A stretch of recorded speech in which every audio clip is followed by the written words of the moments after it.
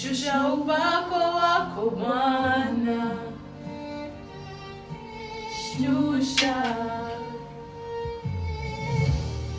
Nimejaribu kwa akili zangu, nimeona nimefika mwisho. Nimejaribu kwa uwezo wangu, nimeona nimelemewa. Kuna milima mbele yangu inayoonekana haiwezi kusongea.